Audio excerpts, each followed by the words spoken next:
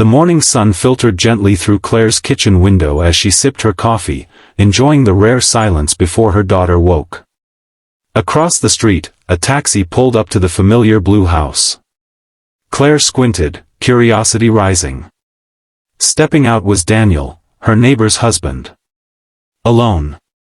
His face was thinner than she remembered, his once confident posture now slouched with something heavier than exhaustion.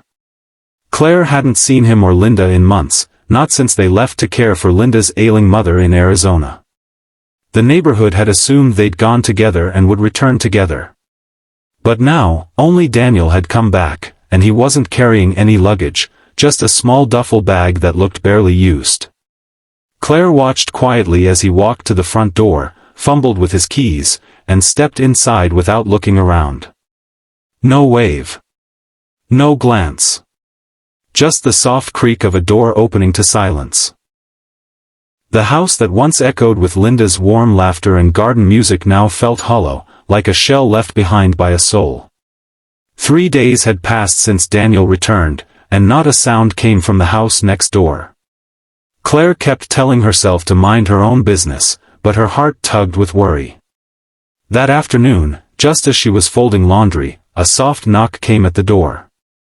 She opened it to find Daniel standing there, his face pale, his eyes red-rimmed and tired. He didn't say hello, just looked down awkwardly, holding his hands together like he didn't know what to do with them. "Claire," he said softly, "I was wondering, would it be okay if I borrowed your daughter's keyboard? The old one in the garage." Claire blinked. "The keyboard?" she repeated, confused. "Of course, but, why?"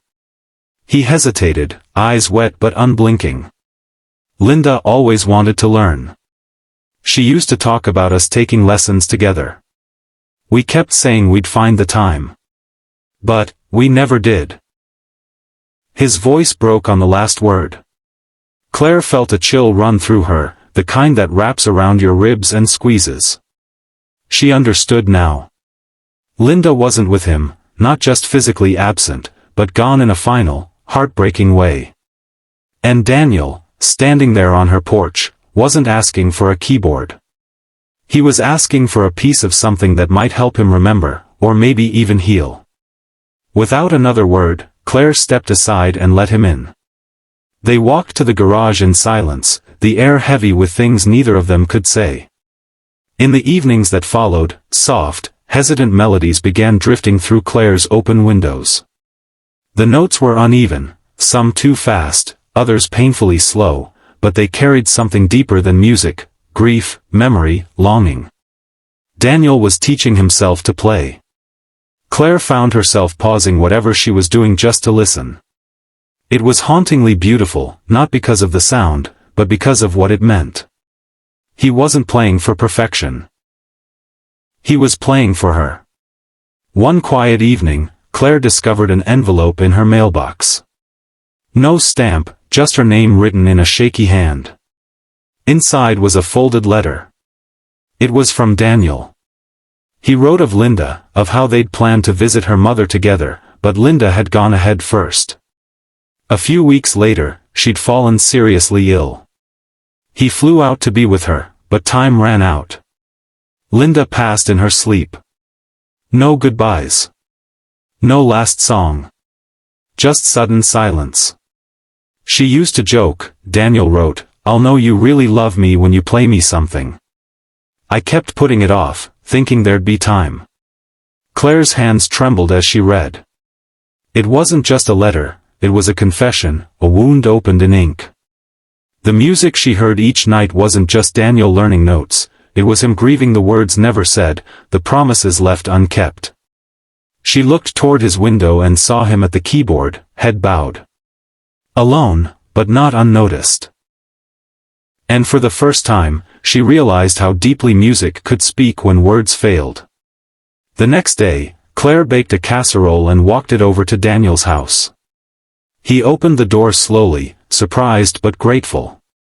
They sat down at his small kitchen table, the silence between them no longer awkward but comforting. Claire didn't pry, didn't press, she just sat with him, and that was enough. As the meal ended, her young daughter wandered in, curious about the piano. "Can I learn too?" she asked innocently, looking up at Daniel. For a moment, Daniel just stared at her, stunned. Then, something softened in his face. He nodded. "Of course," he whispered. "I'd love that." From that day on, Daniel began teaching her daughter the simple tunes he was learning. The music that once carried sorrow began to sound different, lighter, shared, alive. Soon, the neighborhood started noticing. People paused during their walks, smiling at the sound of two clumsy musicians trying their best. Someone left a bouquet of lilies on Daniel's porch with a note, "She'd be proud of you." Another dropped off a music book for beginners. Even the grumpiest neighbor mowed Daniel's lawn without a word. One evening, Claire's daughter ran home beaming. "Mr. Daniel says I'm his favorite student," she laughed. Claire smiled, watching the man next door, once a ghost in his own life, laugh along with her. It was no longer about loss. It was about connection. About building something beautiful from brokenness.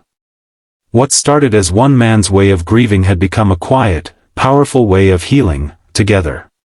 The town's annual block party arrived with warm lights strung between trees and neighbors sharing food and stories under the fading summer sky. Near the end of the evening, someone tapped a spoon against a glass and announced a surprise performance. All heads turned as Daniel stepped forward, holding sheet music, Claire's daughter by his side. Whispers of curiosity rippled through the crowd, but the moment he sat at the donated upright piano, silence fell. Their duet began simply, halting at first, but full of heart. Daniel's hands shook slightly on the keys, but his eyes remained steady, focused on the music and the little girl beside him. She followed his lead, her notes chiming like hope in the night air. The melody, though far from perfect, stirred something deep in everyone listening. It was raw, vulnerable, and deeply human. As they played the final note, the crowd erupted in gentle applause. Daniel looked up, stunned, then smiled, a real, full smile that lit up his entire face. Claire felt her chest tighten with emotion.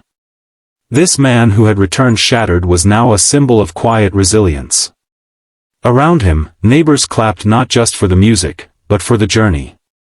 In that moment, Claire understood what Daniel had truly wanted when he came back alone. Not pity. Not answers. Just a place to heal, to be seen, and to matter. Through one simple act of compassion, a whole community had remembered how to lift someone who had fallen, and in doing so, lifted themselves.